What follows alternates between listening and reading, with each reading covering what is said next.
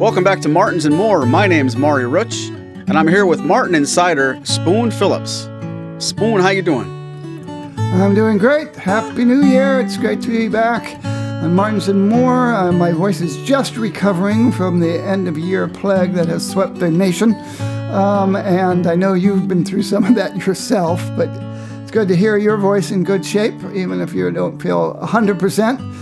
And I'm happy to sport my new C.F. Martin hoodie sweatshirt that I received as a holiday gift from a certain lady who's publicity shy, so her name will go unmentioned, but she knows who she is. Can you give us any hints? No. Thank you. I will begin naming females, and when you hear the right one, just nod twice. Don't want to make them all jealous now. Oh, that's true. But anyway, yeah, so... once people join as a Patreon member and the upper levels, you can actually see this beautiful hoodie by watching the video versions of these podcasts on YouTube. Right you are. The Patreon members get to watch the current season, video versions, and more, and the public is now allowed to watch past seasons, kind of like Hulu, but with a lot more guitar. Exactly. It's downright Hulu. I like it. Speaking of patrons, do you have anything you want to say about those people? Well, other than we appreciate them greatly, I'm really curious to see how our Patreon membership grows over the coming year and this coming season 6, which has just started and is going to get really going with today's episode, where we are featuring the brand new 2025 Martin guitars that were officially released today. And at the time people are viewing this video or listening to this podcast. But this is only part one because there's other models that are still under a press embargo that we can't talk about until next Monday. So a lot of exciting stuff coming up January 2025. And this episode is brought to you by our Patreon members. Join our growing community for early access to every episode, exclusive video versions of the podcast, behind-the-scenes footage, full-length product demos, and more. We appreciate you. Spoon, I am so psyched to talk about these new models. What do you know about the new Standard Series? Not only are there new models in the Standard Series for 2025, the 2025 Standard Series has been refreshed. So people will remember when it was reimagined, as they called it in marketing speak, and that brought in some changes to the Standard Series, including adding forward-shifted bracing to all of the large body models, and also adding scallop bracing to models that didn't previously have scallop bracing, adding in a variety of vintage, as in pre-war Martin and just post-war Martin, cosmetic looks that were primarily borrowed from the old vintage series that was then retired, and the new Martin High Performance neck with the modified low-over profile, 1 3/4 inch nut width instead of the old 1 11/16, but it retained the 2 1/8 width at the 12th fret, so that it's a sleeker 1 3/4 inch neck than Martin had made previously. And that all became standard, as well as standard vintage-looking tuning machines, toner on the top, and so forth. And, of course, the antique white binding that has now become the standard Martin binding, etc. Well, now we have new features, enhancements, upgrades, if you want to call them that. And I think they actually qualify as upgrades. So Sure. we can go through those and then talk about those new models. Is it too soon to throw a trivia question your way? Yeah, go ahead. Let's start with a trivia question that people can ponder as we go on through this podcast. We're going to see how smart you are. I see a lot of emails and a lot of YouTube comments that always say something like, you can't stump Spoon, but I'm going to try anyway. There was one model that debuted in 2024, was Martin's test of a new neck shape. That actually happens in the Standard Series going forward. What was that model? Oh, that's easy. But we're going to wait and let's let our listeners try to work that one out. Perhaps maybe some of you have already recognized the model, but yes, it came out in 2024. It's kind of a sneak preview of the new standard Martin neck. Now, some of you are aware of the current Martin neck, as I had stated previously, is the modified low oval. This was a neck shape that was invented at Martin. Tim Teal had a lot to do with it. And they came out with the Performing Artist neck after that on the Performing Artist series that they thought might become the new standard neck eventually. But that was really based on electric guitar feel, and ultimately they decided they wanted to stay with something that was specifically designed for acoustic guitars. And so they went with, they got rid of the old low profile that a lot of us still like, and they replaced it with the modified low oval that had come in toward the end of the last century on certain models. Now we have the modified low oval golden era neck shape. And so this has some different changes to it. For one thing, it's these new standard series models have a long diamond on the back of the headstock where the headstock and the neck meet. This is something that has appeared on other Martin models, but now they're moving these would be the rosewood models. Any models that are considered upper-level models get that decorative volute or volute on the back of the neck. This goes back to the days when the headstock was actually a separate piece and needed its own dovetail neck joint to fit together to get the headstock onto the body. And then they just kept it as a decorative thing. Well, we've got a new long diamond neck transition, as they're calling it. These are based around comfort and playability. The golden era modified low oval is adding in some changes to the shape of the neck as it's coming off of the fretboard. Not only does it have I don't know if they actually officially call it a bevel, but hold on a second, let me see if I can get the actual name they're calling it here, because it slipped my mind here. They are calling it a gently beveled comfort edge. So it's not something you would have heard them say in the 1930s, but they have a gently beveled comfort edge to the fingerboard. But the fingerboard, what is vintage about it, it is 1930s thickness. So the depth of the fingerboard it's shallower, and this is something they've had on the Authentic series for quite a long time without really mentioning it much. And then they also applied it to the Modern Deluxe series and a few special models here and there. Standard series is now going with the vintage depth of the fingerboard, but it also gets a different shaping to the edge. This shaping requires them to tweak the string spacing at the nut to make sure that high E string doesn't come off the fretboard. Yeah. So the nut spacing has just been tweaked a little bit off of that. So that will definitely feel different to a lot of guitarists, even if it's subtle, from the previous standard series Martins and other Martins that had the high profile neck. I'm sorry, high performance neck. Yes. Yeah, let us know in the comments if you're watching this on the YouTube version. Were you one of those players that found there to be a little bit of a problem where before that change happened, it was too easy for the treble E string to roll off the fretboard? I know that does happen. It still happens to this day, but I know when that first came around and we were still selling Martins as a Martin dealer, I did hear that comment maybe a little bit more often from customers than from forum members, but I do think that certainly helped the fact that I don't even know if you would put it into a measurement, but it just got moved just away from the edge of the fretboard.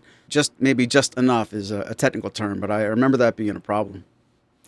Well, I came to this with the feeling, I won't say belief, because it was really had to do with how it feels, that when they came out with the high performance neck, they split the string spacing between the old 2 1/8 of the old standard neck and the 2 1/4 that was used on the modern 1 3/4 inch neck OMs and some of those instruments. So they basically split the difference, trying to make the most versatile string spacing they could that would work for strummers and finger pickers alike. And there were complaints about that E string pulling off that sleeker taper to that fretboard. Even though it started at 1 3/4 inch width up here, it remained narrowed down by the body. So you didn't have that full 2 1/4 inch width that you would have had on the traditional OMs. And so some people were complaining that it was pulling the E string off. I found that to be inconsistent. I found it across the Martin line, whether the guitars were made in Navajoa or in Nazareth, that I would run into them once in a while in shops or at the factory. So I think that had more to do with when they clip the frets at the fretboard, where the frets are clipped so they slant in. And I think just between the clipping, which is all done by machine now, and the polishing, which is done by machine and sometimes with some human help, that sometimes those fret ends just came in a little too much, or the angle was just a little too severe, and that's where you would find the E string falling off. But I think they know with this new comfort edge to the fretboard that it was going to become a bigger issue, and so they've tweaked the string spacing. Otherwise, it's still the modified low oval, but because of the way they're shaping the sides of it, there are certain people, and I'm one of them, that when I played that F shape, the unbarred F shape, particularly down where you played the F in the first position, that where the fingerboard met the neck, it just did something to a certain nerve in my finger, and it would get really sore. It'd become quite painful.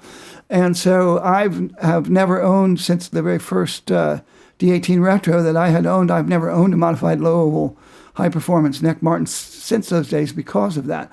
So I'm looking very forward to seeing how this new neck. I have a feeling I'm not the only person who had this sort of issue. So I'm really curious to see if this is in fact a cure for it. Because otherwise, a modified low oval is, many people consider it the most comfortable neck Martin's ever come out with in terms of the profile of the neck. So, and I guess we should add another feature to this new neck, has what they're calling a vintage style heel. There's some irony in this because they consider it a sleeker vintage style heel. Well, a lot of Martin vintage necks have really big, gnarly, big, thick heel. So it's interesting, but the shaping of it, if you think of a prow of a boat, it definitely has less mass to it than the previous standard neck block that's been used for, really in our guitar playing lifetime. So it'll be interesting to compare this directly with a modern deluxe guitar and see if they're not calling it a modern deluxe neck or a vintage deluxe neck heel. So I'm curious to see if it's identical or if it's actually somehow different from the modern deluxe neck. But it's the same idea of having a more comfortable, less massive heel so your hands can stay all the way up the neck and you don't have to deal with that extra thickness coming in when you get up into past the 10th fret. So, but I'll need to spend a lot more time with these necks to really make that decision. Sure. And it's funny because we haven't been a dealer since the middle of we didn't sign for 2024, so we still have some inventory. And at the time of this taping, we still have a handful of guitars left. But all that to say, I'm not plugged in the way I used to be with how long it takes to order a new Martin guitar as a dealer, have it show up. I wonder how many months are dealers going to wait before they see this new stock, if they might have placed an order for a D28, per se, and are they going to get their next D28 that was an order months ago? Will it arrive as a new version or an old version? And then the question I want you to make a comment on, do you think this is going to be a situation where I don't want the old version at all, give me the new one? Or will this make so many people clamor to get the old one because it's their last opportunity to do so? I think the answer for all of that is yes. There's going to be dealers who feel one way, dealers who feel the other, customers who feel one way, customers. We've seen it all. We've seen it all when Martin has made a change to a model in the catalog, in the standard series or the 15 series or whatever, that there are people that will bend over backwards because they have to have the one that was out, and others that will wait and see, others that won't care one way or the other until they get it. We haven't really got to the big news, as far as I'm concerned, in terms of what's going to make people say, I want the new one or I don't want the new one. And before we get that, we're going to talk about some changes that are happening below the neck in terms of the body. The Standard Series has a new bridge. So it is a new GE modern belly bridge. So again, Martin likes to use certain buzzwords like scallop bracing or, certain things. They want to make sure that they run them up the flagpole. The new golden era, and these do not necessarily equate to the old golden era series or the old golden era limited edition models. It is the new phrase they're using as they attempt to make the Standard Series a little more vintage Martin, after they reimagined it with the vintage cosmetics and forward-shifted bracing, which only existed up until 1938. And now they are bringing in this other stuff. Now, the modern belly bridge is, again, I think that might be described as having less mass. So what they're aiming for is they're aiming for resonance. They're aiming for trying to make a Standard Series guitar that is going to be a little, I don't know if airy is the right word, but it's going to have more of that openness, and people love that word too over the guitar world, the open sound, and they want a new guitar that already sounds open. And one of the ways they would do this is with thermal treating, which they call their vintage tone system, torrefaction. There's different ways people have experimented to try to get a more open sound. Well, Martin is doing it with two things. One is this bridge that's a slightly different shape to the bridge and slightly less mass around the edges on the wings to try to allow that top to move better. But what's really going to get the top moving better are the new braces. The top braces are now Golden Era style bracing. So this does harken back to the old Golden Era series in the sense that was when Martin came to their Sitka spruce bracing that they had been scalloping since the 1970s on certain models and then more and more models. And they basically are taking off more mass. So if you picture the X brace and the two big long traverse braces on a dreadnought that go over the bass spout, they have those scallops carved in them that then end up having peaks in them. And those two traverse braces have two peaks, so they look kind of like the Golden Gate Bridge or the Brooklyn Bridge, that kind of thing. And scalloping moves mass from the brace that allows certain parts of the brace to flex more easily and vibrate more freely. And those nodes act as dampening nodes, and they're in very precise places after years of experimentation to dampen certain frequencies, and that then help other frequencies kind of come out. And the GE bracing takes those points and makes them much thinner. It makes me think almost of the old Bowie knives and from the 1800s. And so the scalloping has a quicker down and more area down below in the scallop and a quicker angle coming up that removes even more meat from the brace and allows them to be more flexible. And they started doing GE bracing to help Adirondack spruce tops sound a little more open and a little more alive when they're brand new in the old vintage series. Then they started applying it to Sitka braces on certain special editions and tons of custom models.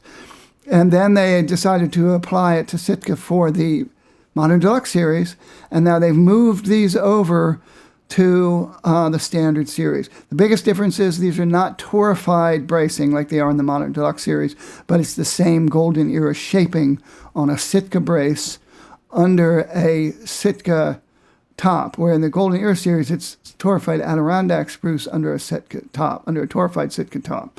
So it's different, but in terms of the shaping, and Martin does have some pretty good close-up photographs of these now, and you can see what I'm talking about, where you get there's a pointiness to the sort of Mount Fuji pointiness to the apexes of the braces now.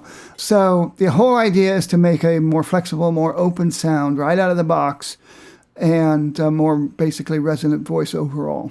And I think people are going to be very excited to see these when, as you were hinting at, they finally get to the dealers.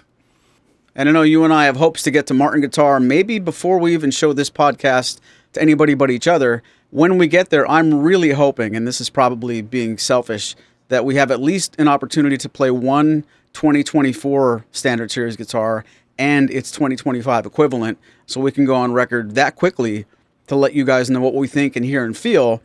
You know, new bracing versus old bracing, new neck versus old neck. If that doesn't happen in this trip, I will certainly do what I can to get back to the factory after everything calms down. And if I'm being realistic, maybe it's going to be a situation where not until the spring will they have, you know, something there for us to play. But then I'm going to be nervous. Once that's ready, are there any older models left? So if you would have just told me, don't stop being a dealer just yet, I would have had, you know, 35 Standard Series guitars up here and been able to do that. But I think the only thing we have upstairs now is a Johnny Cash and a custom. So I can't help you there. Well, congratulations, and that's too bad. But yes, and I have to say that it had been my intention to do exactly what we were talking about playing the HD28 and the old 2024 HD28 and 2025 HD28. I basically got an apology that things are not as ready as they once thought they were when they were expecting to debut this stuff at this NAMM show, and have basically an invitation to come back when that kind of stuff is going to be possible. So when we do go, unfortunately, we may not see any of the new Standard Series except for the 3 new models that we're going to get to shortly. And we may not even get to see that 2024 model that was the sneak preview of the new neck, but I'm working on that. I'm really kind of lobbying to have one of those available because I've been dying to see one. So I think that gives you a quick rundown of what we're talking about in terms of the changes to the new Standard Series. We have the new neck shape, which is primarily about the diamond volute, the heel, and the way that those influence both sides of the feel of the neck as you go up the neck. And mixed with that, comfort edge now at the edge of the new thinner fretboard, and the combination of them will definitely make this feel different than the 2024 Martins. And there's one more thing I want to bring up for the new 2025 class, and I want to tongue-in-cheek thank Martin for waiting until we decided to no longer be a retail store, because we made quite a living. If we weren't selling guitars, we were always selling bone bridge pins, ebony bridge pins, upgraded bridge pins to the plastic stuff. Coming in 2025, these Standard Series Martins will come equipped with bone bridge pins or ebony bridge pins. I feel like it was a little bit of a musical bullet that I dodged there, because if I was going to try to sell boatloads of bridge pins in 2025, it would have been a little bit tougher. So it's worth noting, though, if you want to be part of that argument, why will I spend all this money on a D41 and it comes with plastic bridge pins? Now it won't. Well, there is a reason it did, and I'm going to get to that in just a second, because she who must be obeyed, I heard her bell, jingle bells right outside the door, so I have to let Nisa Honeybun Dubois in before she starts making her ruckus. Get that cat out of the way! The reason Martin used plastic pins going all the way back to the 1920s, probably, of one sort or another, was back in the day, plastic was new and expensive, and it was considered a really cool thing. One of the things that was really cool about Bakelite and other early plastics, and then the eventual plastics we have now, is that they're inert. So they don't expand when the weather changes. And that was considered a safety feature. And that's why Martin had always shipped with plastic pins, because they didn't want bridges to crack, that crack you get between the pinholes, because of sudden expansion that you can get with wooden pins. So that was the real reason that Martin did it all these years. But you're right, there's been reams written and basically songs sung about what seems like a cheap, a cheapy thing that they're doing by giving you plastic pins. So yes, Standard Series is going to bone pins and ebony pins to go along with the bone nuts that they've had for some time now. So yes, another upgrade. Like I said, I consider everything we've discussed an upgrade. And so there's definitely going to be people out there that will say, I like the sound of the old one. I like that fuller sound, this airier open sound, doesn't sound X or sounds too Y. There'll definitely be people who like that. That's exactly the response they got when they changed the D-28 to forward shifted bracing, and when they changed the D-35 to forward shifted bracing, and so forth. So there will definitely be people who will covet the previous version, but many people, I think, they've gotten enough feedback from artists that they're very confident that people are going to love these new Standard Series Martins, including four very exciting new Martin Standard Series models. Mm-hmm. I know which one you forgot, but that's not to be talked about yet. But I'm looking at my screen, and I know we can talk about some really wooden, old-timey, understated guitars. We can also talk about an OM-45. Where would you like to go first? Okay, well, I think we should save the biggie and talk about the new 17s. Okay. Because for the first time ever, we have a D-17 and a 0017 in the Standard Series.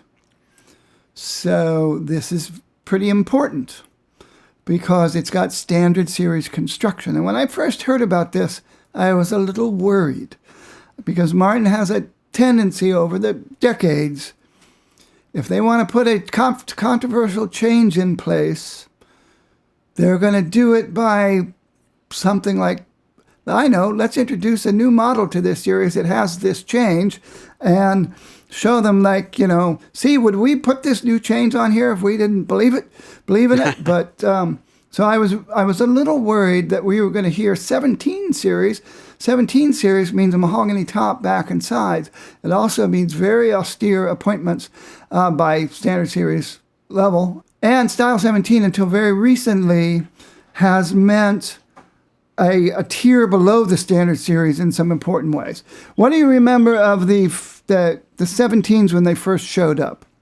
I'm not talking about the 17s in 1940. I'm talking about the 17s in our lifetime. Yeah, the 17s, when I hear you say that, I think of, and this is going to sound a little bit derogatory, I think of an overly glossed, like a really glossy, overly built instrument that's sort of like a 16 series, but really shiny. And being really transparent, not that tone is of those are transparent. Being transparent about how I feel about them, they felt heavy, they felt thick, and almost an exaggeration would be like a Blue Ridge versus a Martin. When you see a Blue Ridge with what's really, lots of poly on it, the 17s that I remember were just really, really shiny and a little bit overbuilt, in my opinion, played right against something else. And most of the time, if I wasn't here at work, where I would see a 17 would be NASFest. So I would see that right after seeing a D-18 or right after seeing an OM-28. That's what I think of.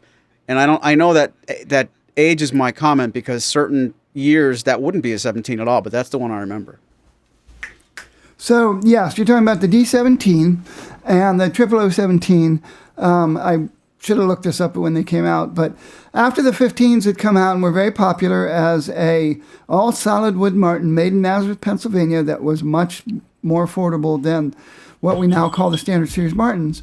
The 15s had no inlay on them. The rosette around the sound hole was a decal. It was all about wood and affordability. And they had a satin finish, very, very thin, light satin finish, partially to allow that mahogany top to get moving.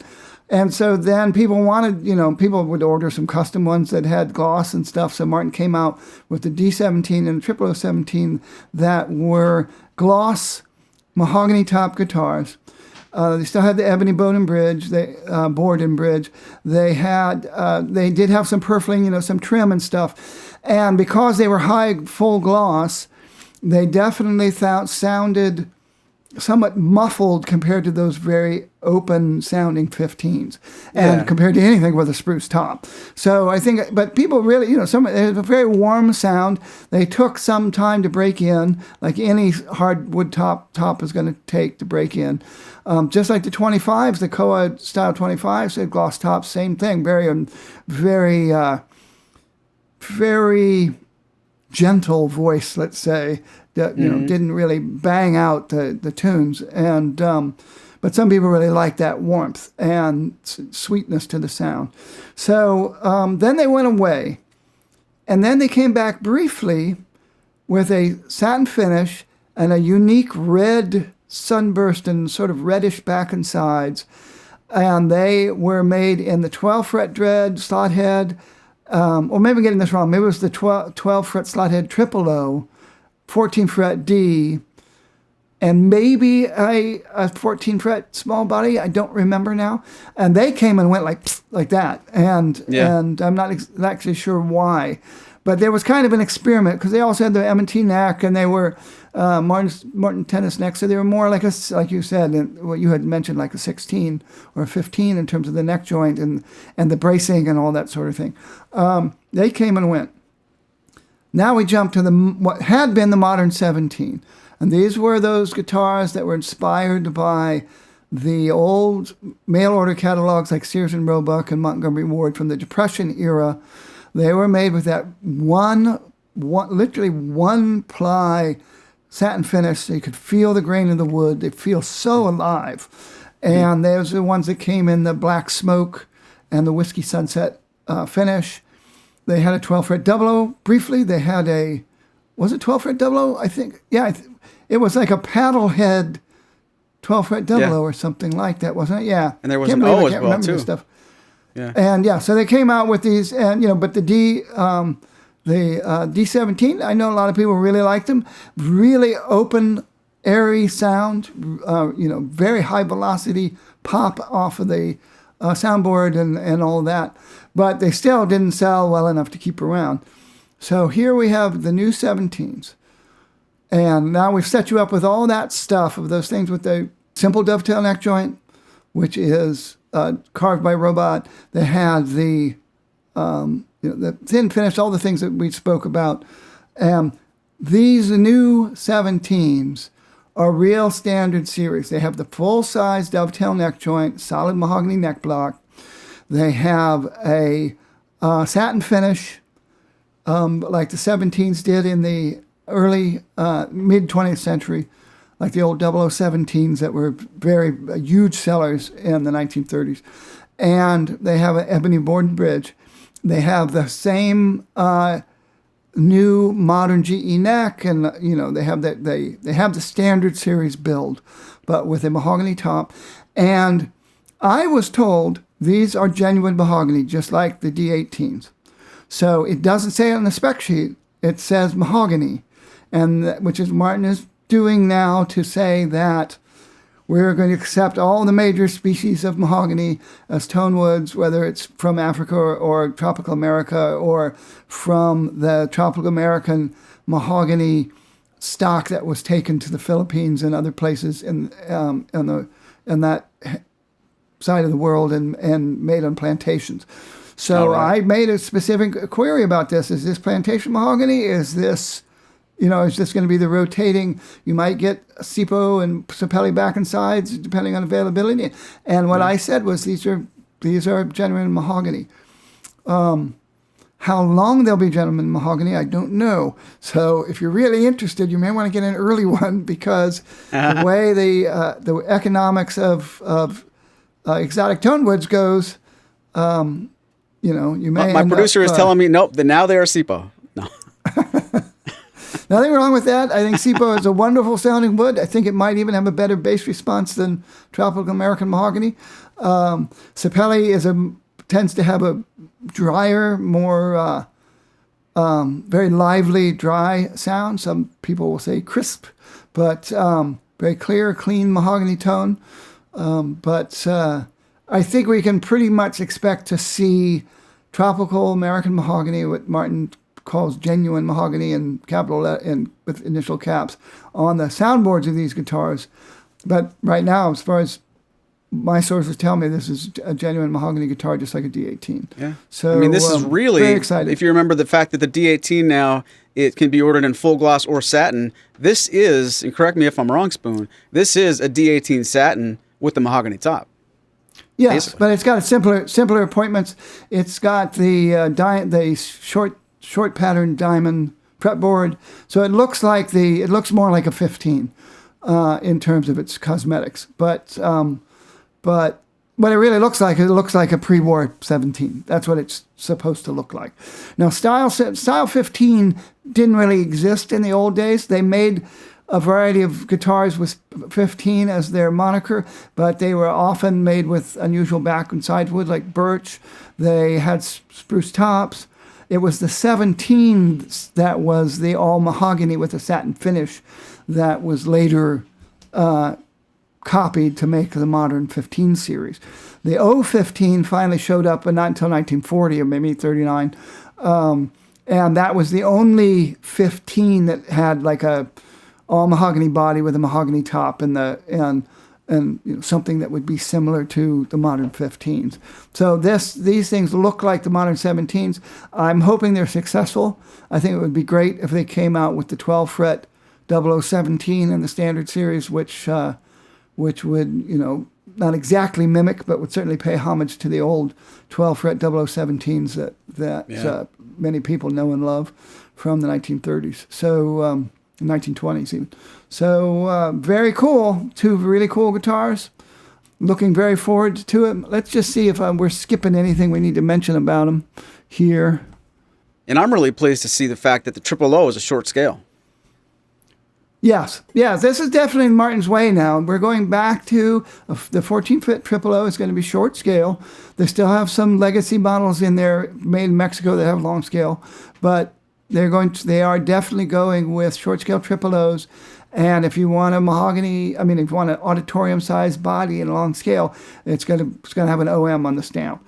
And whether they'll come out with an OM-17 eventually, who knows? The OM-15s were fairly popular. They didn't stick around, but we will see. And I can't speak for you, but when I first saw this, I'm reading paragraph by paragraph. I was half expecting to see this is going to be a long scale Triple O, and just come on, get it right. But I'm happy it's short. Well, that's understandable under the circumstances, Maury. That's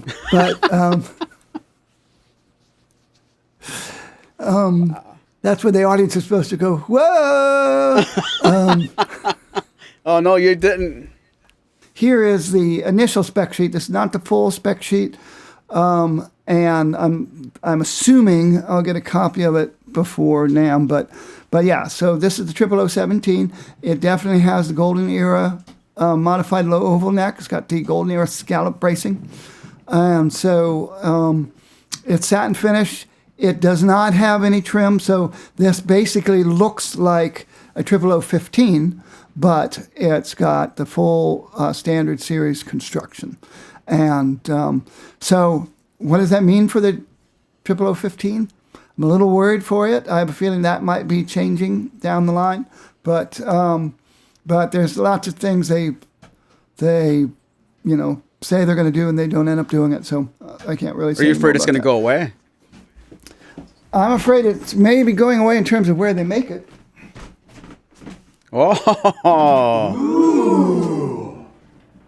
I certainly couldn't, even if I could, admit to anybody saying that inside the walls at Nazareth. But no way. But we'll see how things go with the 15 series. Now, granted, this is it's in the standard series.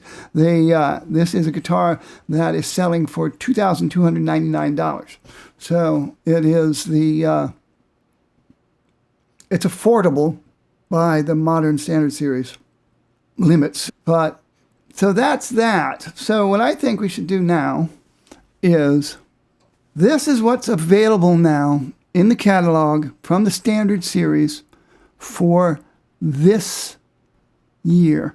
And when we get to anything new, we'll stop for a moment and mention it. Here we have 0018. You have to know the 0018 is still out there. There is a 0018 still in the catalog.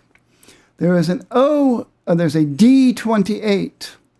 There's a D28 Amber Tone, D28 Sunburst, D18 Amber Tone, D18 Satin, D18 Satin 1935 Burst, D18 Street Legend, D-18 Sunburst. So you have a choice between the 35 burst and the what Martin has always just called their Sunburst. D-28 Satin, D-28 Satin 1935 Burst, D-28 Street Legend, 0028, 0028 Ambertone, 0028 Sunburst, 0042. The 0042 still in the catalog.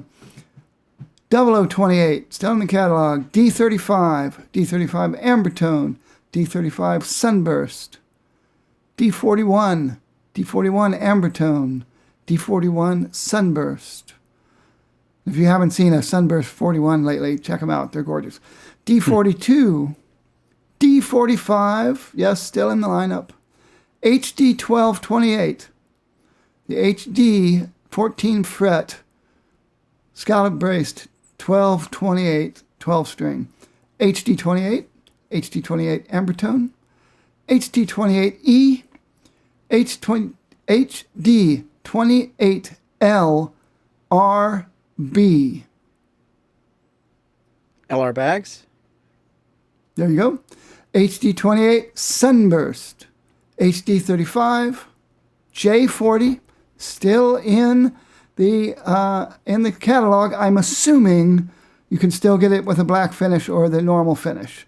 That doesn't say that here. OM-28, OM-28 Ambertone, OM-28E, OM-28E LR bags, OM-28 Sunburst, OM-42, 0017, D-17, OM-45. So here we have an OM-45.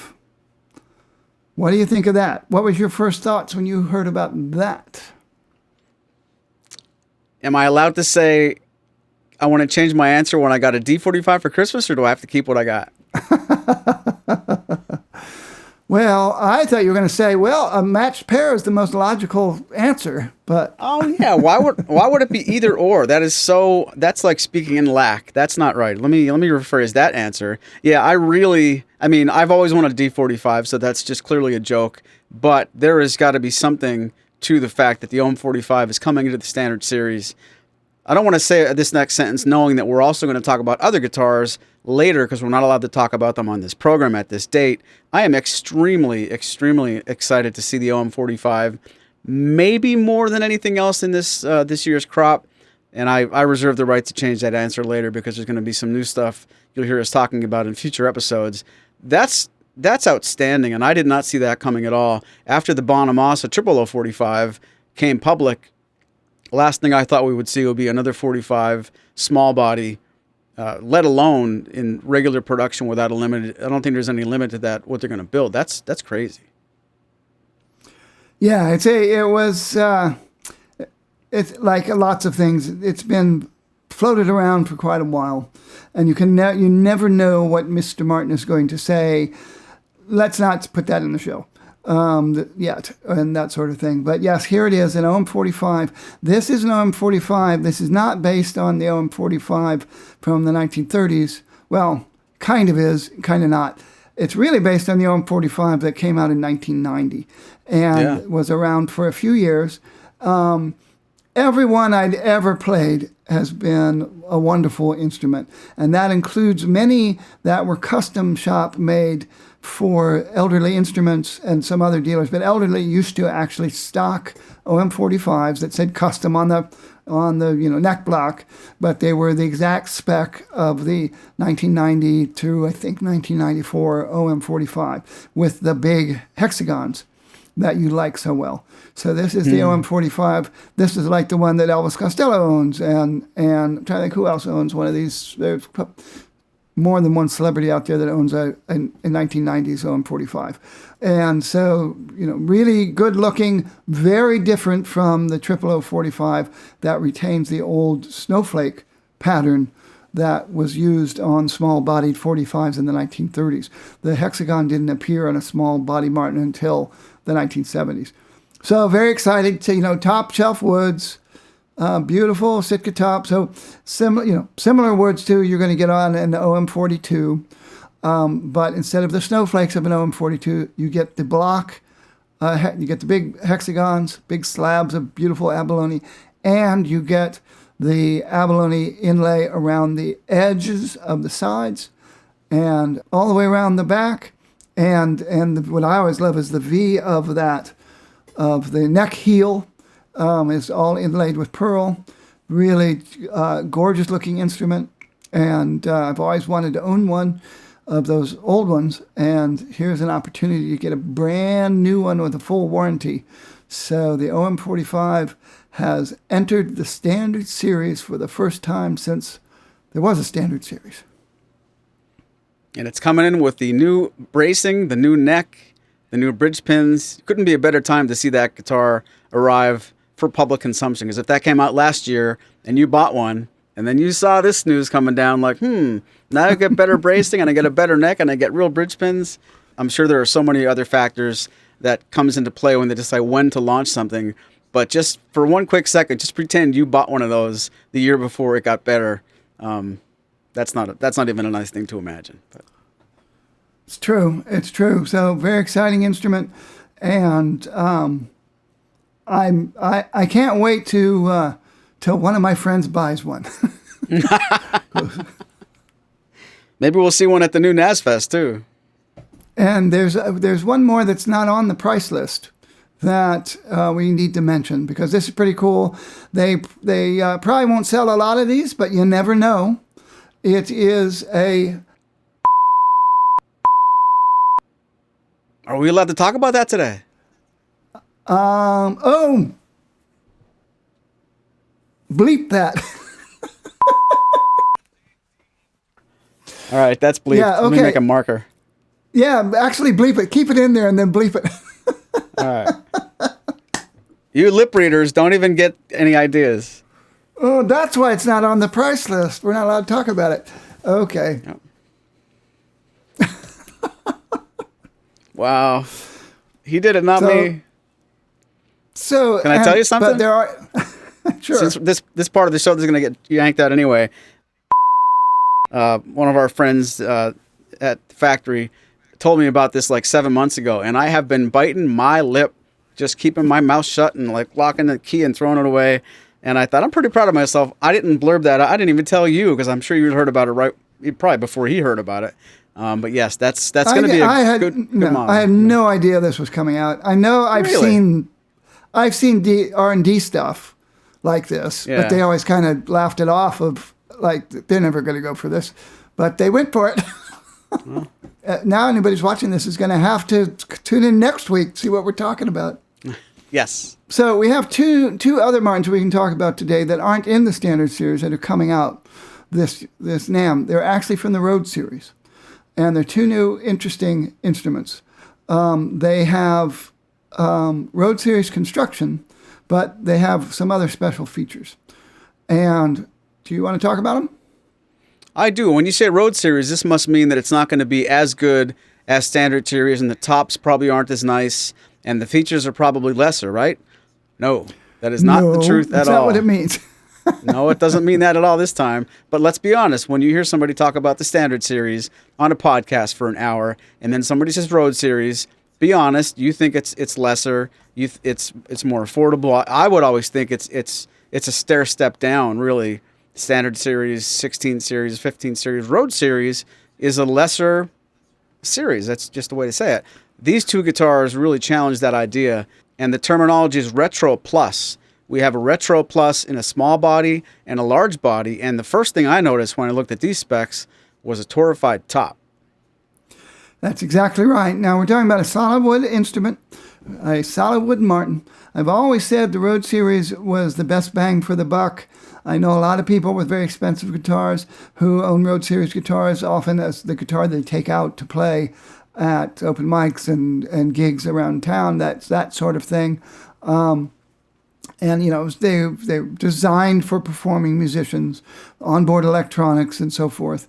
But these now are designed to look like an old Martin. They have a vintagey look to them, They have natural looking wood. I don't know how else to put it. They cosmetically look simple yet very woody. So basically they look similar to an 18. They look like an 18. They have solid spruce top. They've got vintagey looking fingerboards. They have natural ebony for the board and the bridge. So it's undyed. So it's got all the very cool natural, brown streaks and patterns that some people really love. And I think they'll be very popular. They are made in Navajo, Mexico, but they're solid wood instruments, and they are a full $1,000 less than their standard series counterpart. So you have the DE Retro Plus mahogany and the Triple O E Retro Plus mahogany. So good-looking guitars. Yeah, to be able to get into the Road series and you have some features borrowed from the Authentic series and the Modern Deluxe series, that's where I think innovation really shows up when you look at if Martin made all these guitars 2 years ago, last year's crop. Martin's got to bring something new to us all the time. I think this, if you want my little soapbox for a quick second, this kind of thing is where their ideas are going to shine. If, we're going to talk about more guitars next week and then even into the future, you can certainly make an argument where sometimes there are design teams at Martin that want to take an idea and go really far-fetched or something out of left field, get really, really crazy with ornamentation or colors. There's definitely an argument that those guitars aren't meant to be these guitars, but I would bet that if they would spend 1 or 2 NAMM shows really curating a lineup that's full of this idea, where you get a series that's normally bare bones and or very affordable and bring a Modern Deluxe treatment to it or borrow something from the Authentic series, I think the D and the Triple O, only my opinion, can really grow into 4, 5, 6 models over the next coming years if they want to keep this idea going. I know sales are going to drive it, and if nobody buys them, it wasn't a good idea, but I'd be shocked to find that out. I think these are going to be some of maybe the sleepers of this whole lineup, and you have to wait until you hear the rest of the podcasts for what the other models will be, but I think these two here are anything but afterthoughts. Oh yeah, I agree. I'm looking forward to the cutaway version of this myself, but I've been thinking about a mahogany short scale with a cutaway and for a while, and now what they do retain from the other Navajo models, it has the performing artist profile, which I've always really liked, so that's a big plus for me. They do have the mortise and tenon neck joint with the A-frame bracing, hybrid A bracing.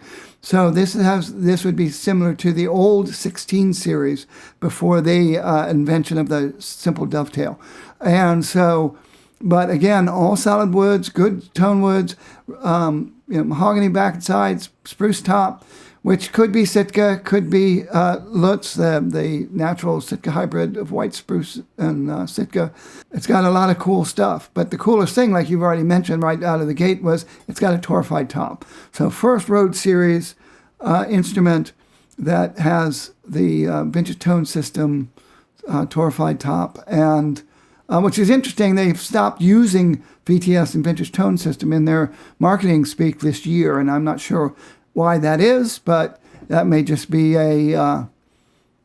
just an aesthetic choice somehow that they've chosen to think it looks better in print and less confusing than VTS top. So that's entirely possible. So chances are they're still doing the exact same torrefaction they've been doing all these years, but they now just call it a torrefied top or a heat-treated top, and they're using more standard industry terminology. But very exciting. So 2 cool instruments in the Road series that are designed to compete at a particular price point against other American guitar manufacturers, and I think they're going to be quite successful at it. Speaking of compete against each other, I don't know if we have time to play 20 questions today because of some tech difficulties earlier, but I do not want to let anybody off the hook for my trivia question. Which guitar was debuted in 2024 that gave us our first sneak peek of the brand new neck that is now on all the standard series models? I'm sure a lot of our listeners already got this one. It is the Oahu HG28, the Hawaiian Guitar 28. Got a unusual body shape that looks a lot like a 12-fret dreadnought, but a much smaller body. And it was It was released in the autumn, and it was the first guitar to come out with the modern modified low oval golden era neck and vintage thickness fretboard with the comfort edge.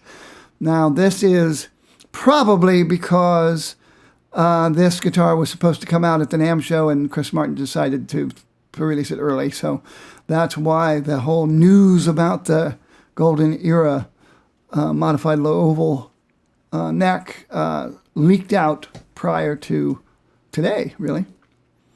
So when that guitar first came out and I saw that neck and I thought, that thing will never catch on, I guess I'm pretty stupid now. Not more than usual. I think the I think I was wondering how they were going to go about this. They have gotten a lot of feedback over the years about the high performance neck. And we already mentioned one thing about that string pulling off, but there have been others. Like I said, I can't believe I'm the only person who felt there was something about that neck when you were grabbing that neck in here that I just didn't like it along that edge there.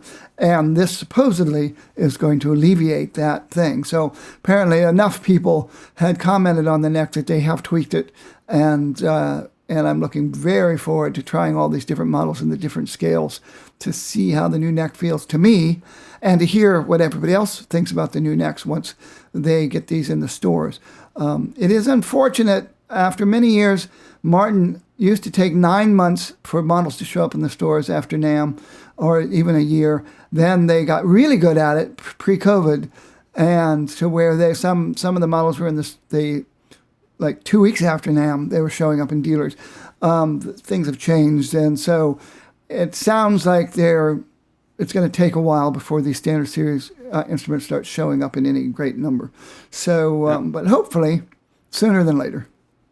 And if you're watching the YouTube version of this program, please let us know in the comments, do you have a standard series Martin on order with your dealer? And if you do, are you hoping to get the new model, the old model, or you're undecided? What do you think about these new offerings, the Retro Pluses, the Standard Series, even the guitar Spoon almost talked about but we edited out is going to be very exciting, and we're excited to see what you guys think. So please don't be shy. Let us know what you're thinking as you're hearing this news from Martin Guitar. 2025 is going to be a great year for Martins and more, and clearly for Martin. And with that said, from all of us at Martins and More, thanks for listening. Hear you later.